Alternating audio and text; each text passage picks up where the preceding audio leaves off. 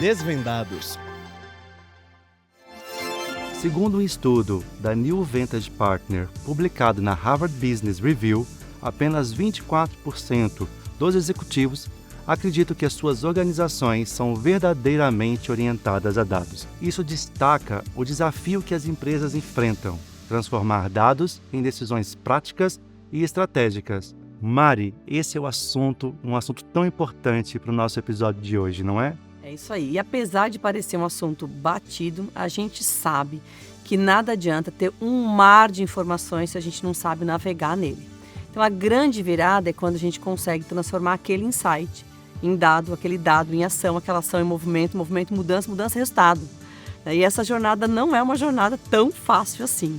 Então, a gente convidou 2 mestres no assunto para nos ajudar a desvendar aí as perguntas mais quentes sobre como transformar insight, análise de dados em ação, em geração de valor e resultado. Então, aqui do meu lado, quero apresentar o Gabriel Domingos, que é founder e CEO da Fraxi. Seja bem-vindo. Obrigado. E Luiz Carlos Perosa, que é gerente de Data e Analytics no grupo Três Corações. Seja bem-vindo, Perosa. Obrigado pelo convite e vamos conversar aí sobre insights. Legal, obrigado pela presença de vocês. A nossa sala está recheada e caprichada nesse episódio. Segundo o Deloitte, 23 vezes mais rápido é o que o estudo aponta na conquista de clientes das empresas que utilizam dados para esse fim.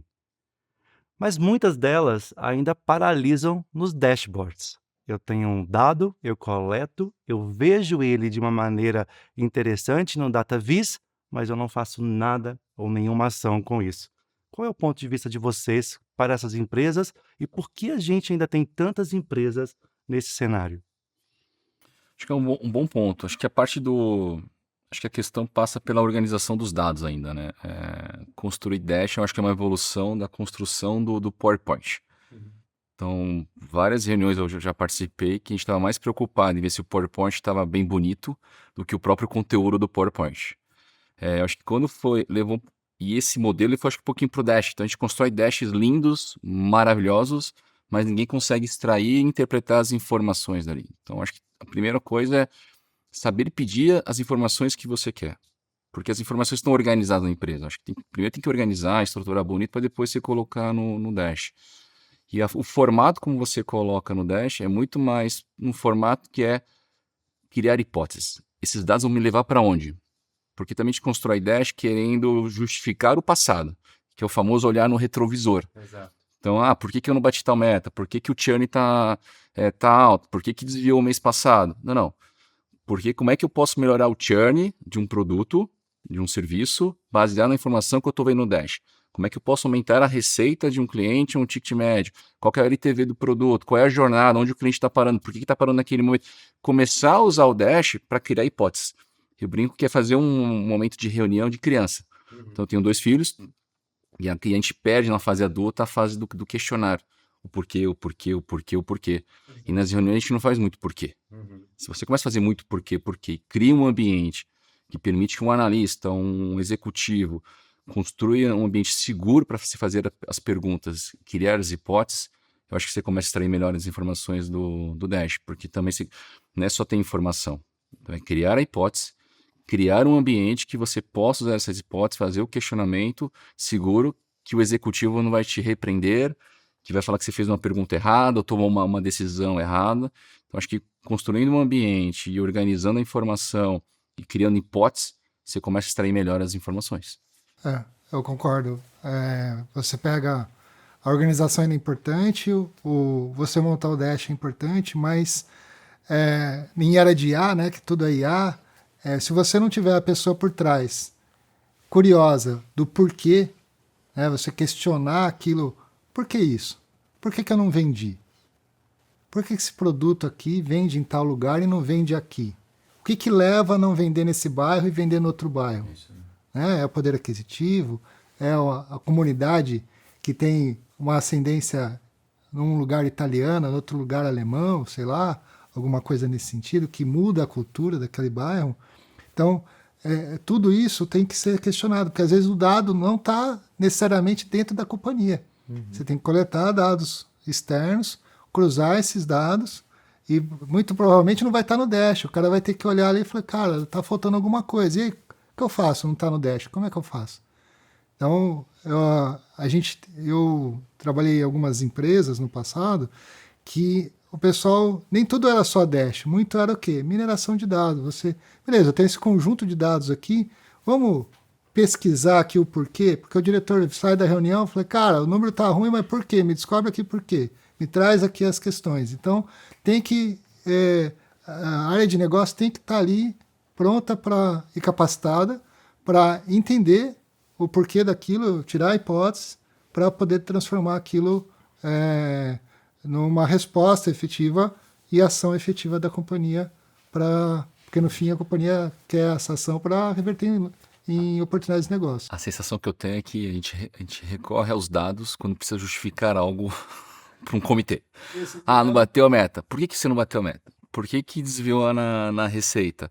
Qual que é o ARPU do mês tal? Aí você vai lá e consulta os dados. Vai fazer o PDCA, né? O PDCA, você não usa os dados para olhar para frente. Para o que você vai inovar, o que você vai fazer diferente a partir de agora, que produto novo, aonde está a oportunidade de mercado. Então, eu acho que é muito olhando para trás e tentando justificar, montar um material bonito para ver se eu vou apoiar menos num comitê, né? Porque o comitê é um comitê mais rígido do que você realmente criar um ambiente colaborativo para olhar para frente. Exato. Porque assim, você perguntar e passar informação para trás, o AI te dá. Agora, criar hipóteses, pensar para frente, aí entra o ser humano e o executivo e a decisão estratégica. Sobre esse ponto, eu sempre costumo refletir ou provocar as pessoas aonde está o storytelling. Ele está antes do dado ou depois do dado? Se é dado para construir storytelling ou se é storytelling para construir dado, você vai identificar se o seu dashboard está com data de vencida. Né? A data de validade dele passou ou não passou.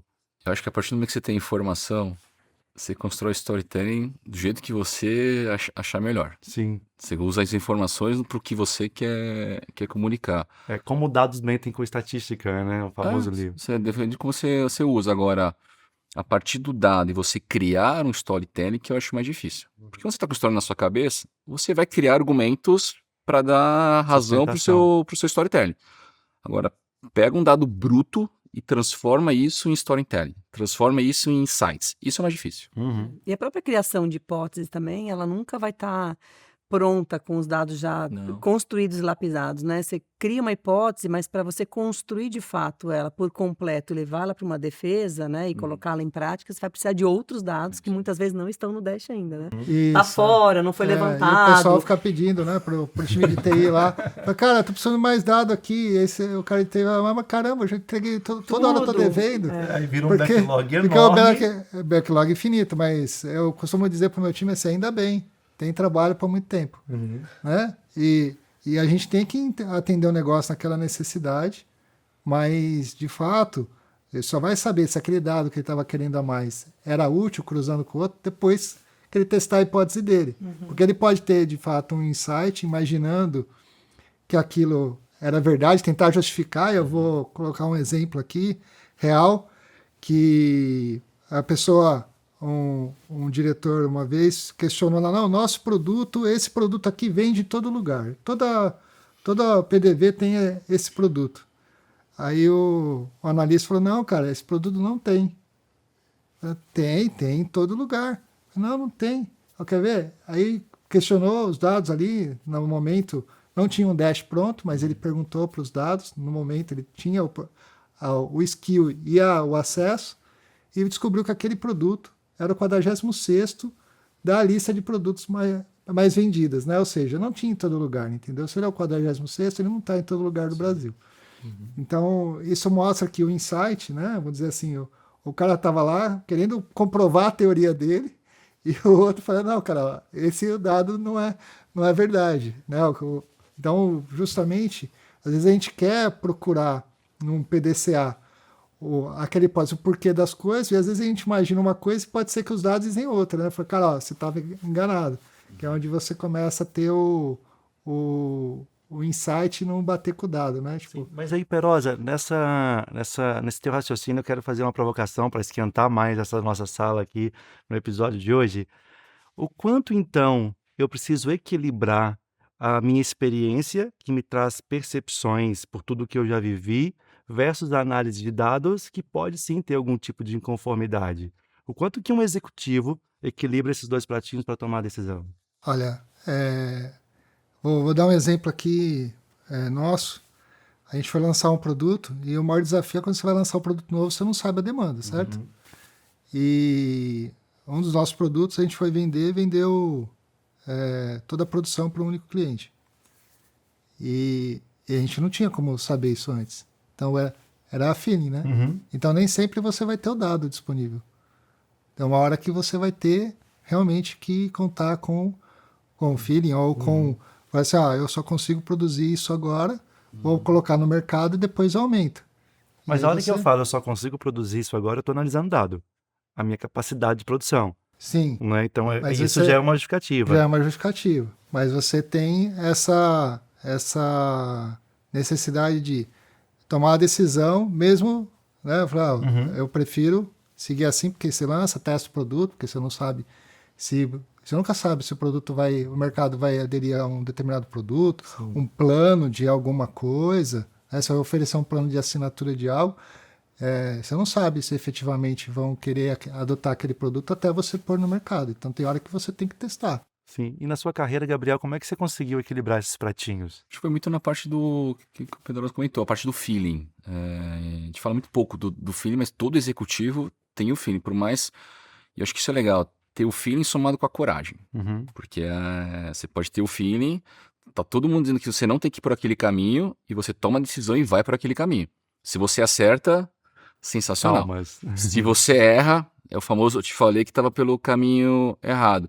Então, acho que a questão é saber interpretar os dados, somar com o seu feeling e tomar a decisão é a coragem de testar.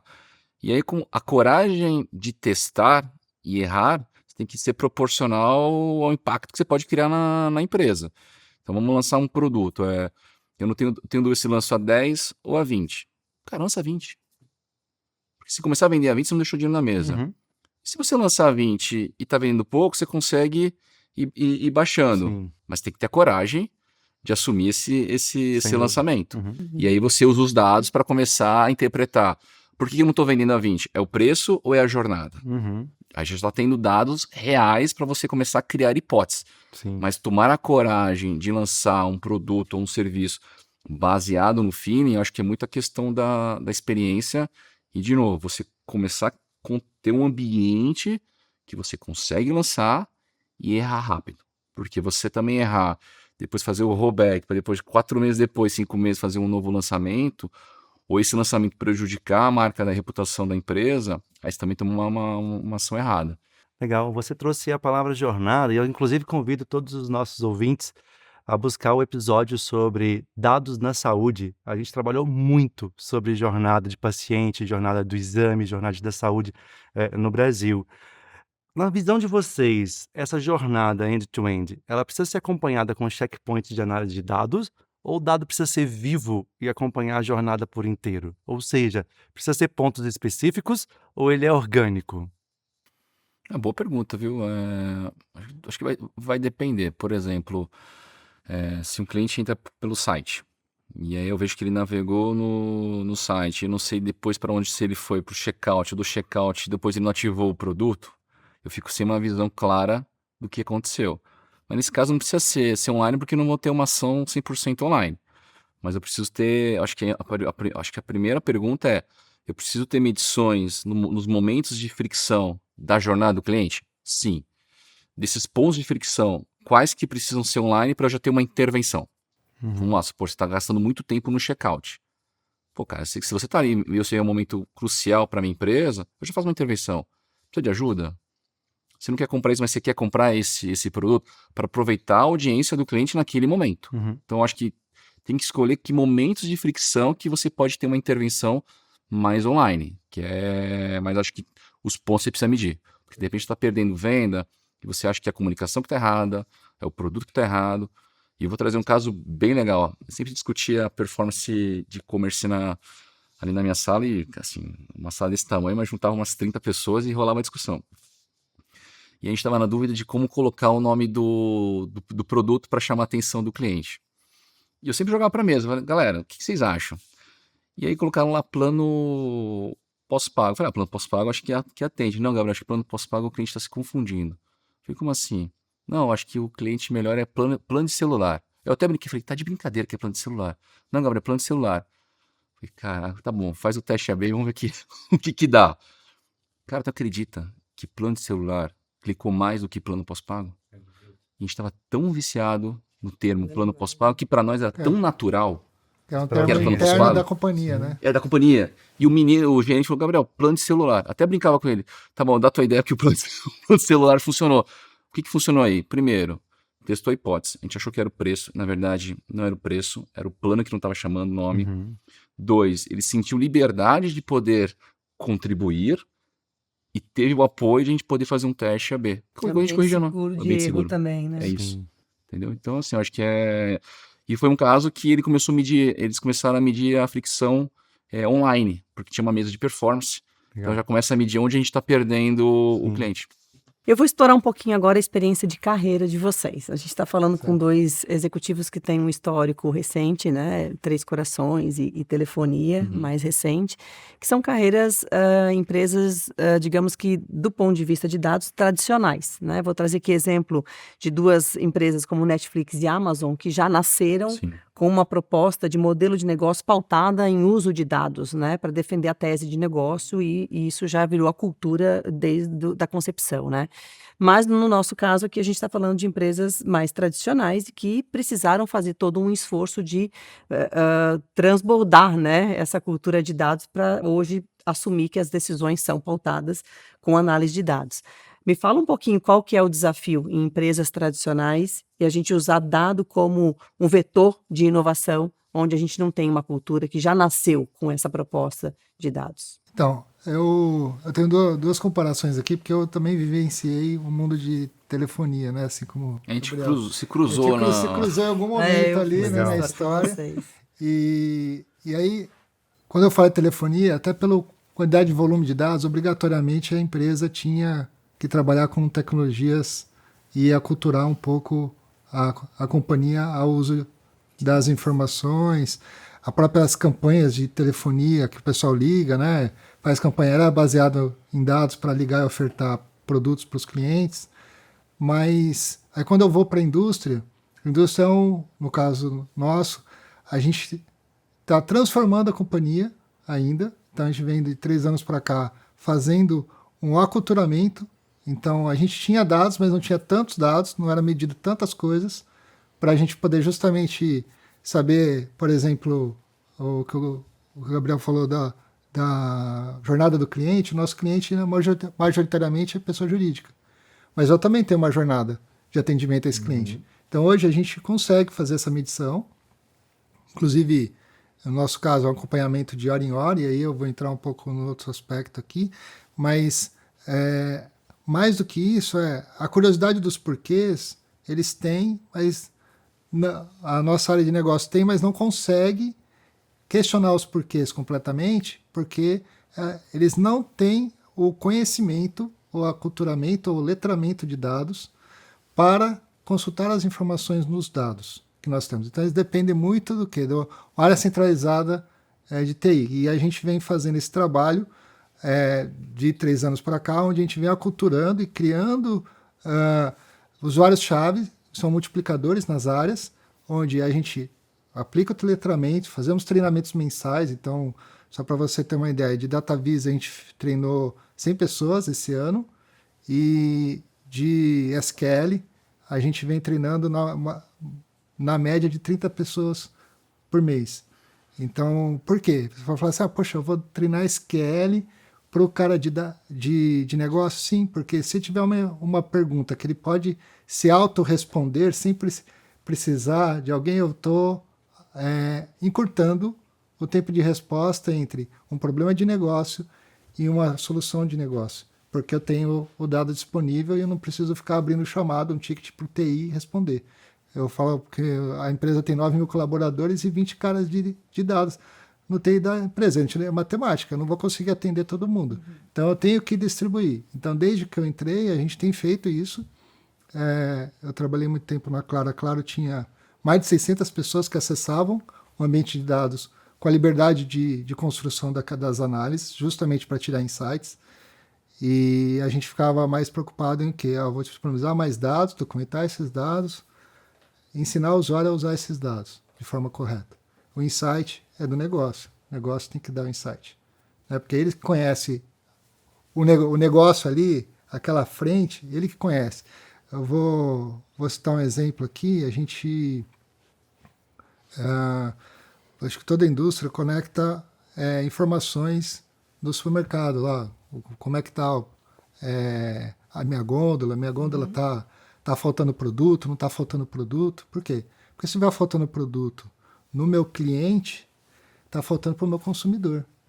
Então eu tenho que medir isso. Então eu falo, cara, está faltando produto o quê? Por quê? Porque o cliente não pediu se está faltando produto.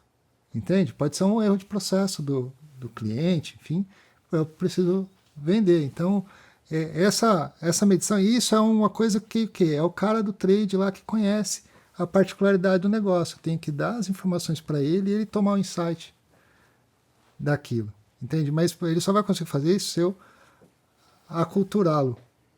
Porque senão ele vai ficar fazendo na planilha Excel, demorando. A gente tem casos ali que o cara demorava 3 dias para fazer um relatório semanal, ou seja, eu tinha uma pessoa só para ficar fazendo relatório.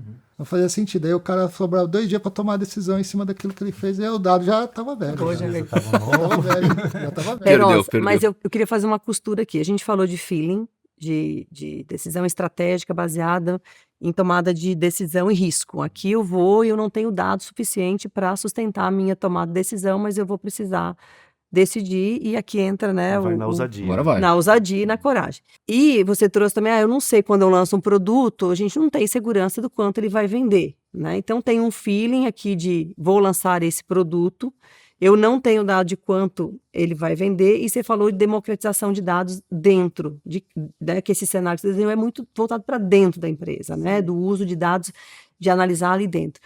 Como que a gente consegue dar esse passo para que essa tomada de decisão tenha, obviamente, o feeling do gestor, e é por isso que ele também está nessa posição, porque ele tem essas skills, né? Mas, ao mesmo tempo, que ele comece a trazer os dados lá de fora do mercado para sustentar que existe uma oportunidade de desenvolver um novo produto ali, porque isso é o suprassumo do uso de dados, né? Eu consegui mapear na minha rede de B2B, né, de distribuidores, de supermercados, que existe um comportamento, uma demanda, uma tendência para um determinado produto, e isso sustentar uma tese de lançamento de produto.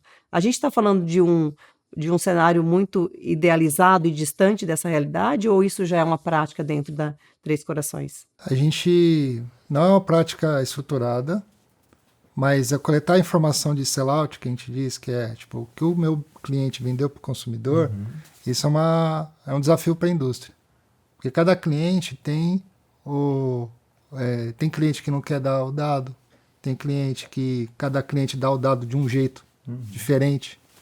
Você imagina quantos clientes eu tenho no Brasil, cada um resolve dar o dado de um jeito, não tem TI que consiga fazer a coleta desse dado sellout e uniformizar. Então é um desafio, a gente procura essa informação de sellout, fazer o trabalho com isso, mas ainda estamos, vamos dizer assim, estruturando essa frente. A gente tem algumas informações de mercado que a gente coleta, que são externas à companhia, mas essas informações específicas de sellout são informações que a gente coleta hoje, porém não estão estruturadas dentro do nosso data lake. Mas são usadas ainda não da forma mais adequada para que tome os insights, né? Mas, como eu disse, de 3 anos para cá a gente está estruturando, então tem uma jornada que, por exemplo, o mundo de telecom já está muito mais avançado, porque é uma empresa de tecnologia e tal, e a indústria, em geral, né, vamos dizer assim, não é o nosso caso, porque o nosso board entende que a tecnologia é um meio, é um apoio para o negócio, mas eu conheço outras indústrias, outros colegas que trabalham na indústria, que as indústrias enxergam o TI como só uma questão de custo, não como um cara que vai ajudar o negócio. Então, isso, só para você ter uma ideia do nosso ambiente, a gente saiu de 3 pessoas, que era o time de dados, para 22. Então, isso mostra a importância e como a companhia olhou para a informação e falou, cara, eu preciso de informação para tomar decisão. Aproveitando aqui, eu vou até fazer uma provocação que vocês estavam falando aqui, eu estava pensando, cara, até que ponto dados é importante, tá? Eu já vou fazer esse disclaimer, dados é importante, mas até que ponto o excesso de dados está atrapalhando as nossas decisões? O quanto que a gente usa como bengala? Vem aquela pergunta, será que eu tenho todas as respostas para minhas perguntas para tomar uma decisão, seja ela Sim, lançar entendi. um produto? A gente fica muito naquela dependência. E aí eu estava até conversando com o meu sócio agora na hora do almoço, e nesse movimento agora de startup e montar empresa, pegar nosso background, nossa experiência de empresa grande, a gente já sabe quase tudo, né? Mas a gente já sabe quais são os obstáculos que a gente precisa estruturar. E eu falei, cara, será que isso não está atrapalhando a gente? O excesso de informação não acaba atrapalhando? Em que momento que a gente faz aquele corte e fala assim, cara, daqui para cima é excesso. Deixa eu oxigenar um pouco e vamos De respirar. repente a falta de informação, quero provocar assim, será que a falta de informação, de repente, não é uma bênção? É. A criança ela nasce se atirando, subindo no muro, na árvore. A gente vai ficando velho? Não. Na árvore eu não vou subir porque de repente eu posso cair. Não vou escalar esse muro. A gente vai começar. Eu faço comparação com o executivo, vai ficando a pessoa adulta e vai perdendo o lado da criança que é mais arrojada, porque começa a ter muita informação e isso acaba se delegando a decisão. E a gente está acabando delegando a decisão para AI. Uhum. Esse mundo de AI, essas várias plataformas que tem, é muito mais fácil. Você não vai dar uma googada, agora você dá um AI, né? Então tudo você pergunta para o AI, deixa eu ver o que o AI acha. Deixa eu ver o que o AI acha. E você vai perdendo o feeling, você vai perdendo a coragem de tomar uma decisão e fica se perguntando se tem todas as informações e respostas para as suas dúvidas para tomar decisão. Então acho que a provocação aqui também é até que ponto é o equilíbrio entre o excesso de informação, tem muita coisa inútil que você não vai usar, mas você fica se pendurando naquilo. Você acabou de falar, pô, dei de 3 para 15 pessoas, porque a galera começou a pedir, mas esse pedir informações, até que ponto estão usando a favor de uma decisão pró da companhia? Ou tá ali só para dizer que tem informação? Tem um avanço na metodologia Design Thinking, que é Data Thinking agora. É onde você começa a entender esse dado, ele serve para quê? E aí você começa a buscar referência de onde ele está, mas também para que eu vou Para que usar. que eu vou usar? É Para isso. que os nossos big data não se tornem mais bigs, né? E a gente Exato, coloca exato. dinheiros e dinheiros em cima de um lugar que não vai trazer nenhum tipo de insight. E a sua provocação, eu acho que ela é excelente, porque ela também interrompe um processo criativo dentro das empresas.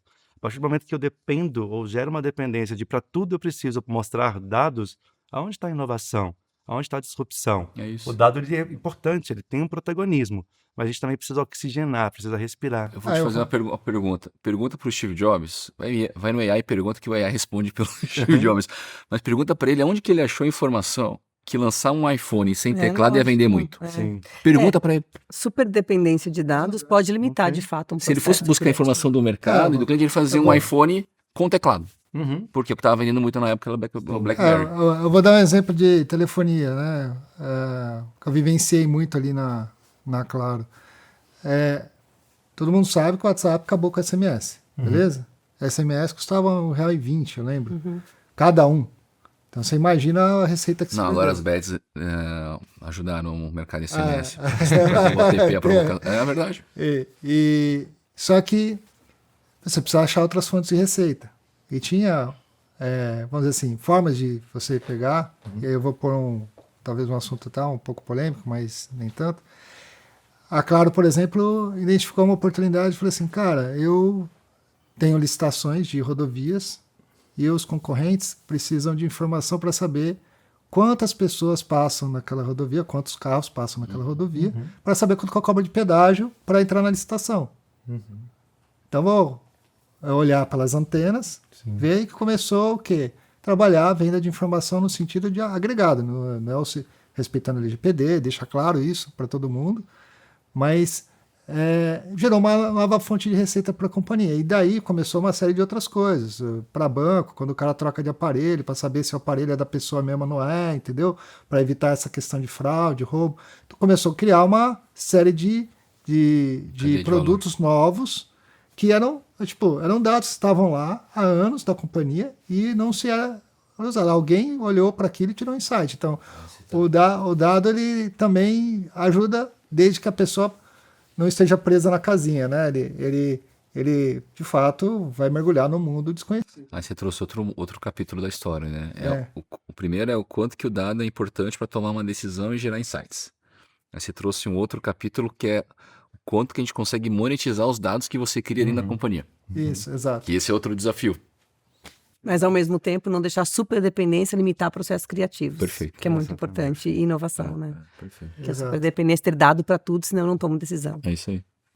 Acho que o caminho que a gente vai acabar visualizando para os próximos anos, quando a gente junta tudo isso que a gente pôs no liquidificador de hoje, é eu começar a pagar pelo dado que eu estou consumindo, no sentido de inteligência que eu estou extraindo daquilo, e não necessariamente pela quantidade de dados que eu coloco para dentro, mastigo e o que eu saio de insight. No meu ponto de vista, o que sai de insight vai começar a ter mais valor no mercado do que necessariamente o que eu estou transitando aqui, pensando numa camada mais tech aqui agora também. É o que eu enxergo para o fim. É porque o insight vai te trazer receita, né? Exatamente. É o Vai valor, trazer um né? modelo disruptivo. Olha que dado interessante, né? Segundo a Accenture, 79% dos executivos acreditam que trabalhar com dados é essencial para a inovação. Sim. Mas só 32% têm processos claros para medir o real impacto do uso de dados em tomar decisão. Então, eu acredito que é legal, quase 80%, mas só 32% consegue medir o quanto aquele dado realmente gerou um Ajuda ou impacto. É, Então, a gente está isso falando de... confirma a Isso hipótese, né? E, cara, isso é um desafio, porque a gente tem a demanda reprimida e eu falei, cara, vocês precisam escolher o que vocês querem, porque vocês ficam pedindo, eu não É o efeito consigo fazer. Tostines, né? É, o efeito Tostines, tá? Parece que queimei demais. né? Que vem primeiro. E- Os mais novos não vão saber o que é o efeito Tostines. Agora dê um Google aí e vocês vão entender. Bota na IA. Volta no Isso, AI, é. vocês vão entender. E aí eu falo, cara, mas aí o pessoal começou a pedir. Falei, eu preciso que você me justifique o ganho que você vai querer com isso.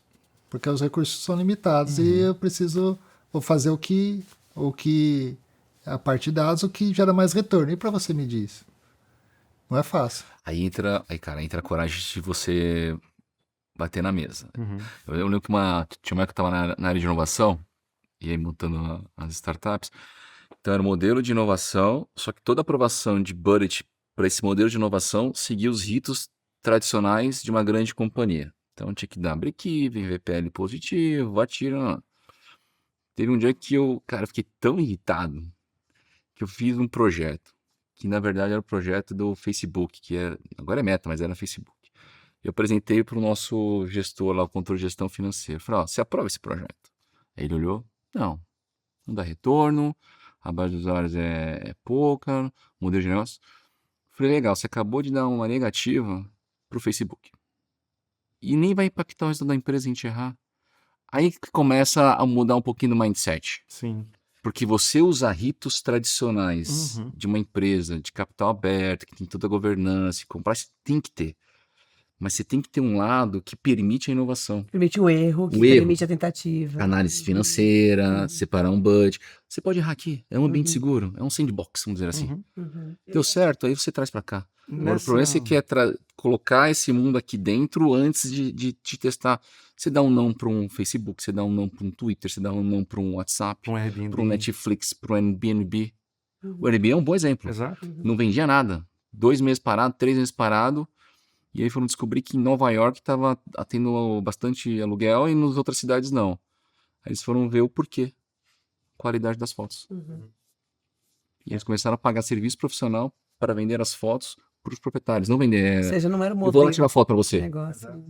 E aí melhora a venda. Não era o modelo de negócio. Sobre né? esse seu ponto, eu queria trazer uma última pergunta antes da gente transitar para o quadro game, que é como que eu crio, então, uma cultura de experimentação dentro das empresas? Visto que cada vez mais os recursos são finitos, o busca por resultado e aumento de margem é o norte de boa parte das empresas, como que eu separo esse budget para experimentação? Você disse recursos infinitos ou finitos? Finitos. Ah, finitos. Exato. Não, Não são. Seria- Sempre são finitos. Se fosse Sempre infinito. são finitos. Sempre é Aonde finito estão e esses todo ano infinitos, diminui. Cara, acho que começa a ter, primeiro, acho que é políticas e processos que permitem a inovação. Porque depois você cria uma estrutura organizacional que siga a política e o processo, e eu acho que vai. E separar no budget do que você quer inovar. E eu acho que em cima disso você tem que criar um guarda-chuva estratégico. aonde eu quero inovar. Uhum. Sei lá, você está numa área de telco, você não vai querer inovar numa área de construção. Um exemplo, tem que estar muito próximo do teu Core business, né? do teu core business ali. Definir a teoria do investimento, a tese, separa um budget, processo específico e política para esse tipo de inovação, que não interfira no dia a dia. Eu não posso ter ritos de aprovação, Uhum. tem que ter mindset de startup, Exato. com processo, governança, controle de startup, Uhum. respeitando os estágios dela. Tem um livro muito bom que eu li que eu acho que é One Marketing, acho que é esse aí. Eu peguei um insight muito bacana. Você vai construir a tua empresa, a tua startup, por mais que seja você e um sócio, construa as áreas. Nem que você tenha recursos humanos, atendimento, seja você, mas tu tem as áreas definidas. A startup vai crescendo, tá bom, agora você traz o recurso do RH. Você traz o recurso que vai olhar o comercial, você vai trazer o recurso que vai olhar o financeiro. No financeiro, o cara vai fazer o quantos a receber e o quantos a pagar. Ok, quando crescer, o processo está separado, contas a pagar e contas a receber. Então você respeitar esse estágio da startup, sabendo que você vai chegar lá para poder acelerar. E acho, de novo, criar um ambiente seguro para você errar e errar rápido. Porque não adianta você errar e lá na frente alguém te fala, pô, falei para você não fazer esse caminho, isso não gera receita. Estamos perdendo tempo aqui. Mas a receita, o resultado da companhia não está vindo desse projeto agora. Esse projeto é uma startup. Exato. O Tem retorno pode vir outra daqui a frente que 2, sustenta 3, isso, 5 né? mas quando vir, pode ser o efeito exponencial. Uhum. Que aí Exato. ninguém segura. Você tem que começar antes, porque o próprio processo de inovação ali, se você parar para pensar, é bom você inovar enquanto o seu negócio está dando lucro.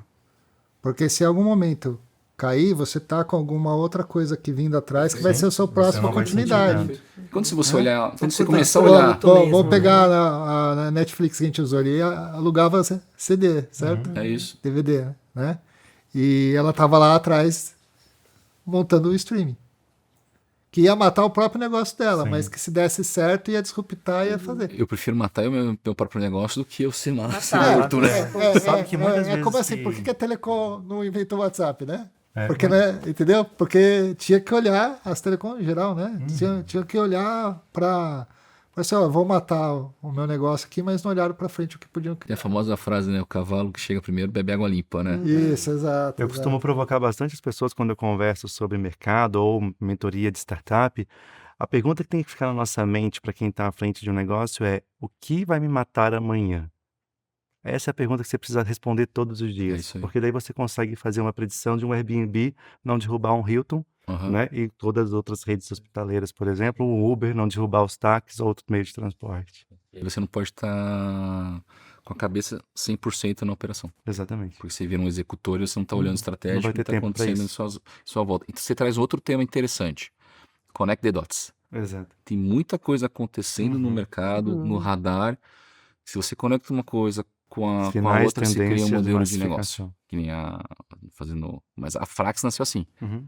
Comecei a olhar um negócio aqui, outro olhou ali e falei, pô, isso aqui eu acho que dá um business. Aí você junta, nasce um produto novo, pode nascer um modelo de negócio novo.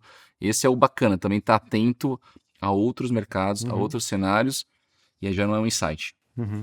Tu tem que ter aquela ligação, como é que eu ligo esse ponto, e você dá o É estado. uma visão muito estratégica, né? Aí já é uma outra camada. Sim, Não é um é. insight que você Porque o insight vem aqui de dentro. Vem de Sim, dentro. Agora, se Não, conectar os pontos... Não, é skill. Isso é skill. competência. A metodologia diz é o que são clássico. sinais que viram tendências e que depois se massificam. É Então isso. é esse skill de entender sinais que são poucos e são A gente- dispersos, né? Aí Como que você entra dado busca. também, né? Que já É, entra os dados, né? Que é. a gente já sai do campo A gente da aspiração. estava comentando, eu lembrei do mouse, né? De como ele foi inventado. verdade. Inventaram o mouse e não sabiam como usar, entendeu? Alguém Pra deu um que eu jeito vou usar pra isso ele. aí, né? Entendeu? E aí o Steve Jobs falou, não, vamos fazer aqui o... Mas não foi ele que inventou o mouse, parece que... Acho que o Acho maior que era exemplo isso, de né? Connect the Dots, e a frase é dele, é do Steve Jobs. Exato. É, entendeu? Ele só conectou os pontos. Então a gente tem que falar, qual que é o nosso próximo mouse? Que eu vou usar, ou o próximo... Ele inventou. Sua mão.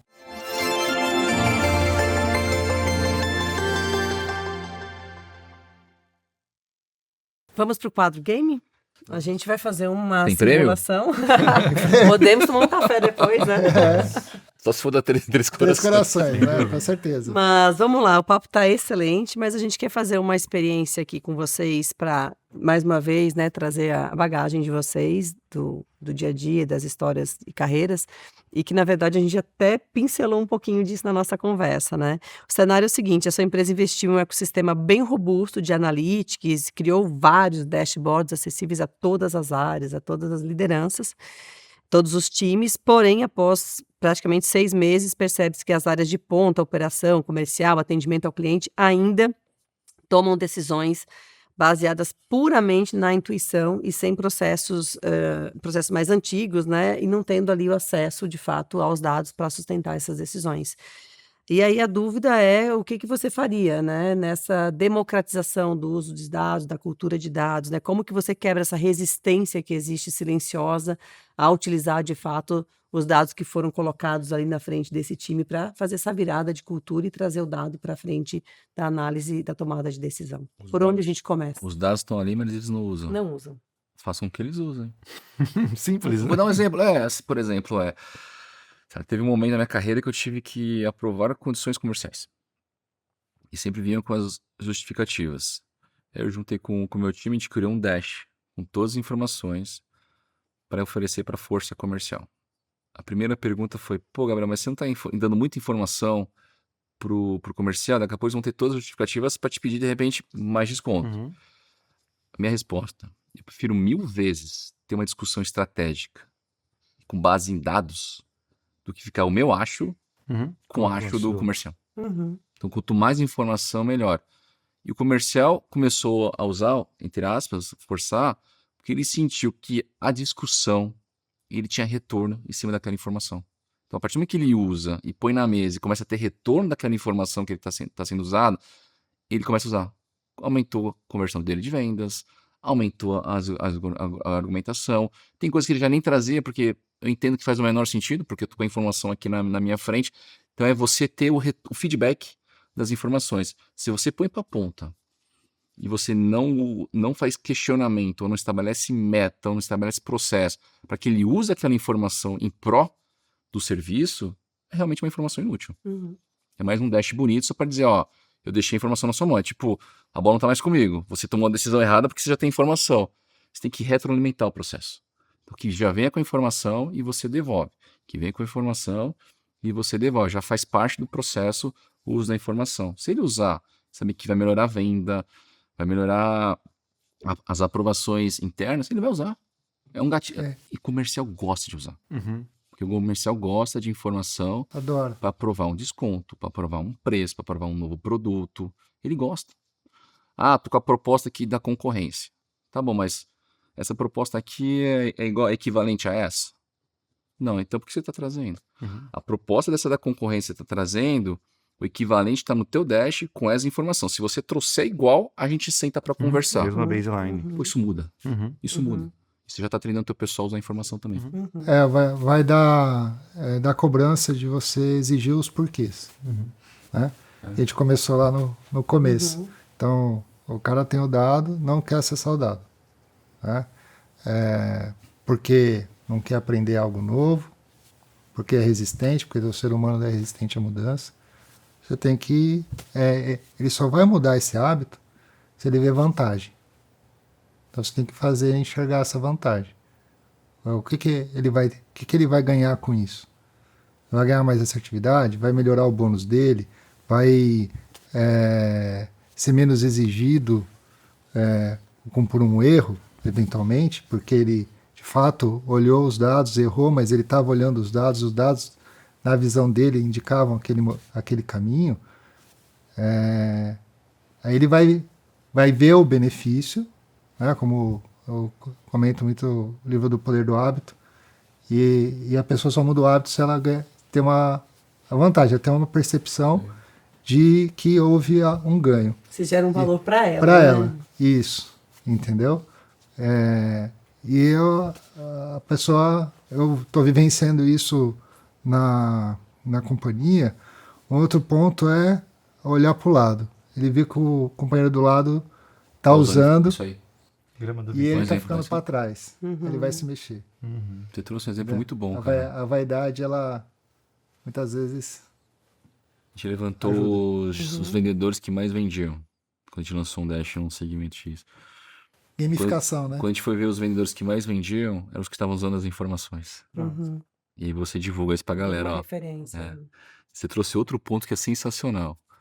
Que é, cara, o Pedrosa vai me perguntar sobre isso.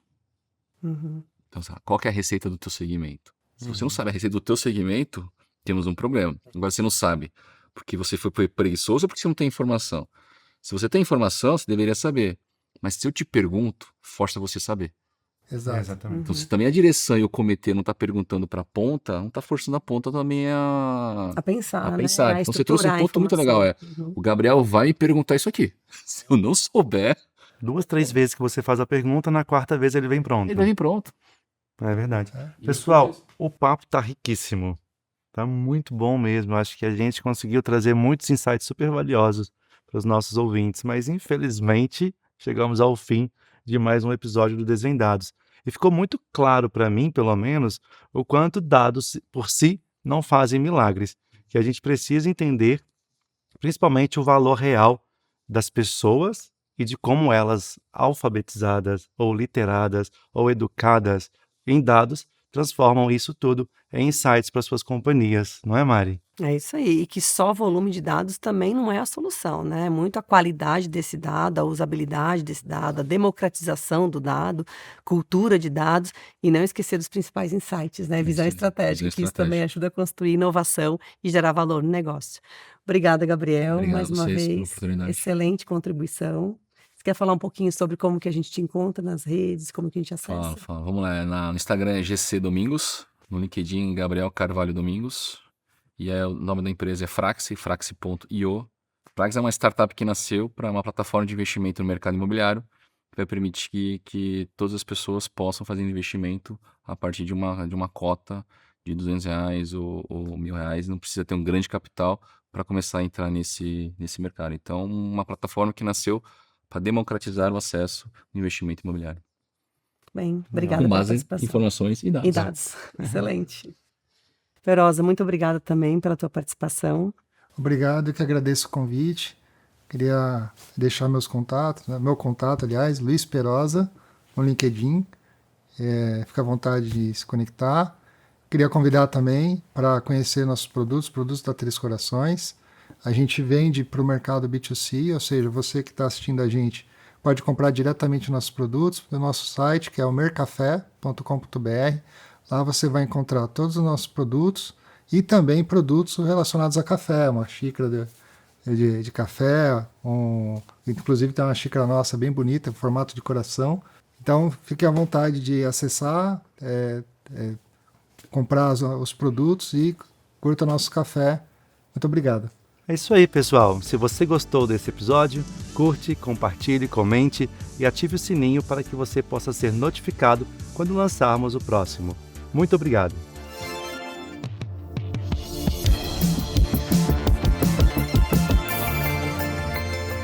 Desvendados,